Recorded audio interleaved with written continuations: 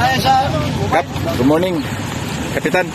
Okay, kagabayan. Kuha tayo ng kunting background ngayon dahil nagkaroon ng vehicular accident dito mismo sa sa Poblacion 8 crossing. Kap, ano yung napag-alaman ninyong nangyari dito sa vehicular accident ngayong umaga?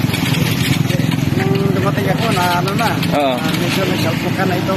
Ito dalawa, itong Honda ito at saka yung motor yung maliit na motor, no?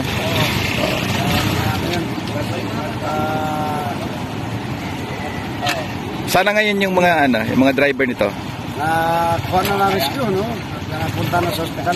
Okay. So sila ay galing dito sa sa may galing ko lang po sila. Oo. Yung isa galing ng Sayo. Yung isa galing ng Pagkamapo. Dito sa mga salpukan sa sentro. Okay, so ngayon tuloy-tuloy yung investigasyon natin. Okay. Pero yung importante, Kap, yung driver, yung malaking motor ng Honda, isa yung driver, isa lang walang kasama. Isa lang. Pero yung maliit na motor, dalawa sila, yung anak niya at saka yung nanay. Ang nanay yung drive. Okay. Pero ngayon, dinala na sila sa pagamutan. Sige. May mensahe ka sa lahat ng mga motorista na dumadaan dito sa Poblacion 8? Sa akin lang sana, pag-ingat-ingat lang kasi open na itong ating daan na isa. Oo. Kaya lang, kailangan natin yung ating ingat, no? Para sa hindi natin maano ang disgrasya. Okay. Na alam ang anong mangyari natin.